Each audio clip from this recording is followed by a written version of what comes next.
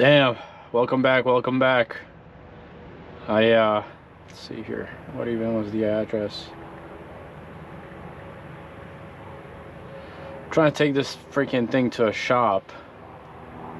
I'll explain to you as we get going of where we're headed to. I think this was in DuPont, Illinois, on Route 3.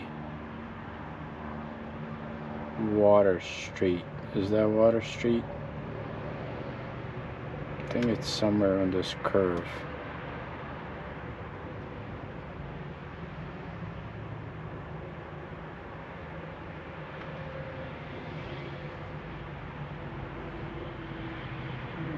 Water Street. Right there. It's a buddy of mine's shop, and just gonna take the interstate. Anyways, I'm sure you watched the video before this. I'm gonna tag them all along together. Well, I'm just gonna put everything together. But yeah, truck looks good. No point of walking around. You already seen that. Let's fire it up and let's get going.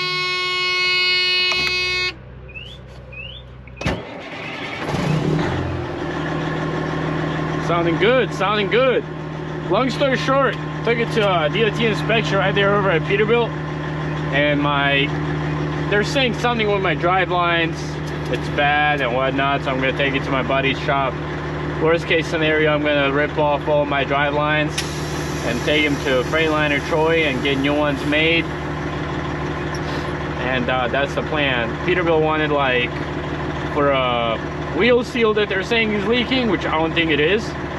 For a wheel seal and 2 drive lines, they want $8,000. Yeah, that's not happening. Truck's definitely louder with them 7s. Calm down, Tiger. It's just, the thing is, whenever you take it to these dealerships, man, they'll always find something to make money, not necessarily something they'll put you out of service. They don't even really pay attention to important things like brakes and whatnot.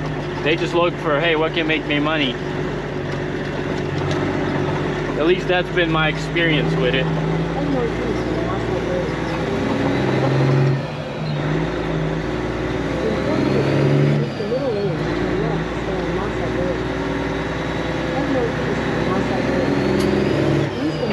But they still do a little bit better than taking it to a regular shop where they don't even look at the truck and they just write you up your DOT inspection. I just wish that scale houses, you could go and take your truck there for them to inspect it without getting points, you know? For them to actually tell you what's wrong, because I'd like to know, you know? Because there's certain things that I have no idea about.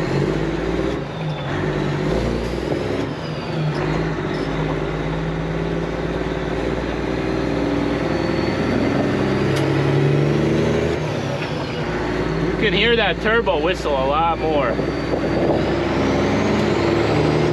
I don't want to gun it because we're still warming up. And the truck's filthy, man. I haven't went on the road this week at all. Been working on the stacks and then a bunch of other small things. And then my trailer air tank is toast too, so I got to replace that as well. I'm sure I'm going to go on the road next week, hopefully.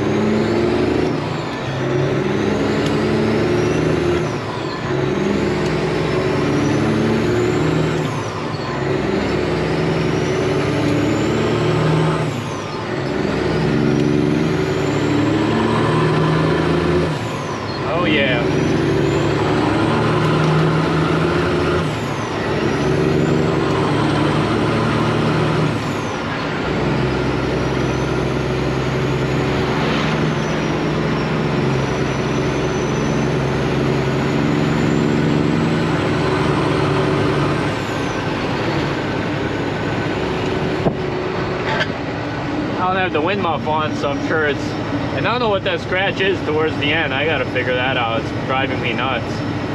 And there's so many things I gotta do in this freaking truck. It's crazy. But you know, right now, and yeah, the reason I have that camera angle, yeah, long story short, since it's over here, so it kind of more to the middle, if that makes sense.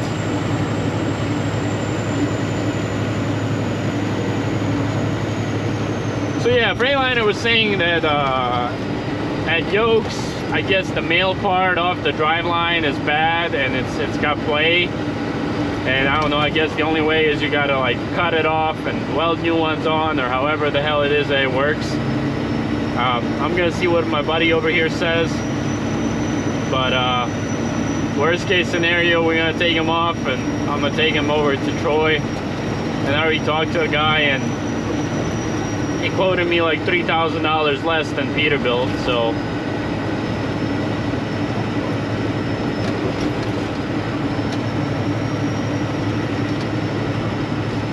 definitely not gonna spend $8,000.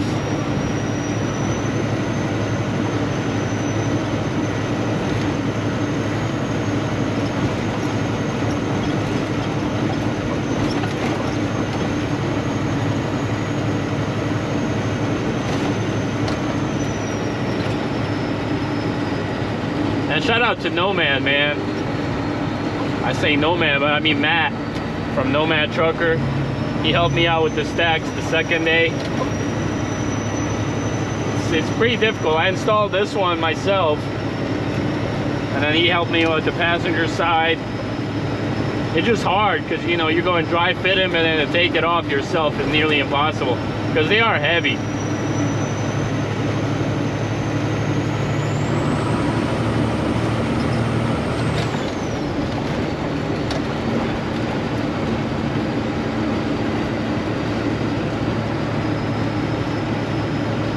But yeah, as I was saying, my freaking air tank on my trailer rusted out and it's leaking, so I gotta replace that.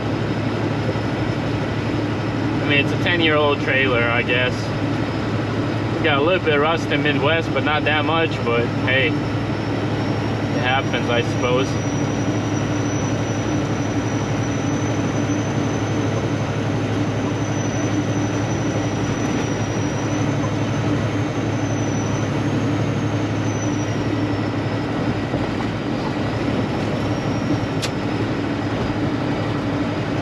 It's always something. I also ordered the visor, but they sent me the wrong visor. I have no idea what truck it's for. I just know it's not for my truck.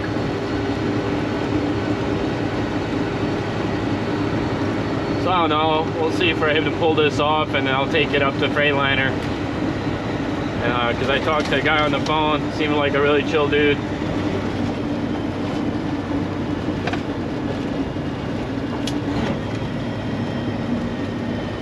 And the guy was saying, he's like, even the OEM ones, they're not always accurate. That's a sharp curve. Let's pop the butterfly window a little bit. Let's hear them puppies.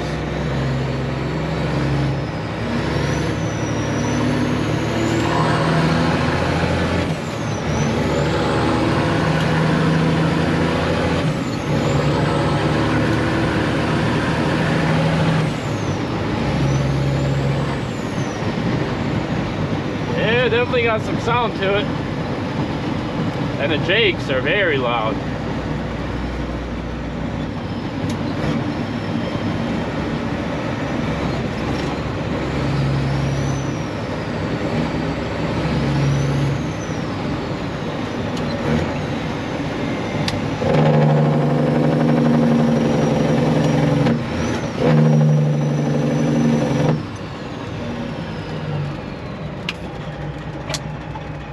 That was only like 1,500.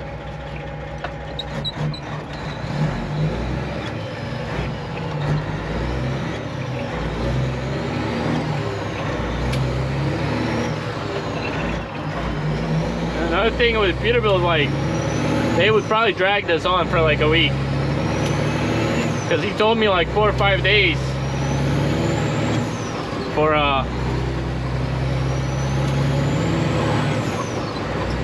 the shop to get it done, and I called the guy. He's like, yeah, by Thursday I can get it done, and today's Tuesday.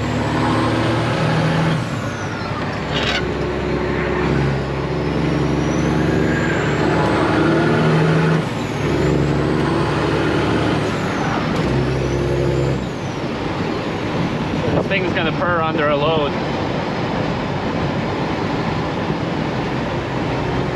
Yeah guys, we're almost here. I think that's gonna do it for today. Hopefully you like the video. Hopefully you like the stacks. Catch you on the next one. Got the main drive line out right here, but the inner axle drive line is giving us a lot of problems. Here we go, y'all. Here we go. So this thing, this fella, this is all brand new. It wasn't, nothing was used from the old one. He said it's just not enough pipe to really use to weld. But this big fella here, my old pipe was used as well as on that, and then all of the ends are new, as you can see on this. And then he lined them up, showed the line, how to line them up so they're in synchronization, or however you would call it. It's really cool how they have a shop where it's literally like replicates a 27-foot frame, and they connect all these drive lines together, and then they can balance them out just as if they were on the truck. Anyways, shout out to Freightliner here in Troy. Saved me quite a bit of money. Peterbilt was wanting about $5,600 for OEM, and they rebuilt these. So this one's new, and they rebuilt these for $2,400, which is right about what Peterbilt quoted me just for this part alone new. And I got this, and I got some other pieces here, like the connectors. These are U-joint connectors right here, and then these are the end yokes I bought yesterday. This was about $600, and then this job here was about 23 and some change. Thirsty old Ranger. It's like a second or third time filling up this week. $48. Get about 260 miles out of this fuel tank, man. That's about it. This thing's terrible on fuel, but it is handy to have, and nice little work truck for everything I use it for. I'm not gonna go buy a fancy new truck to throw around. I mean, as you can see, this thing is getting used. Another Ranger over there. But yeah, gonna go grab me a drink or something and gonna get on rolling. They definitely could have done a little bit better job on painting it, but it's whatever. The main parts are new, so it is what it is. I'm sure it's gonna start peeling and whatnot, but it's cool. They're balanced, good to go. And he says it's crazy the way my driveline was, that it wasn't vibrating, but guess I got lucky there. Keep y'all posted. Ready to go in.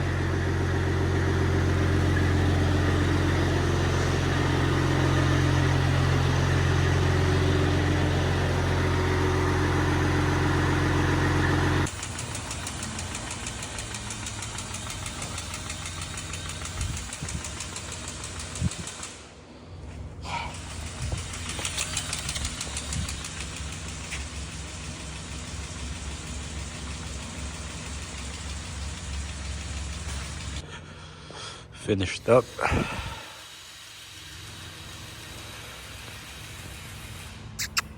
Sarah.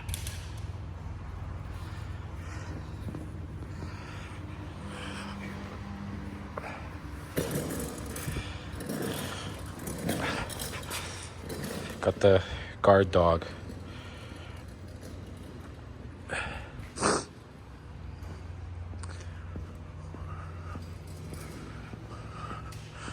A little bit of greasing. The whole drive line. Alright, let's get into this clean truck.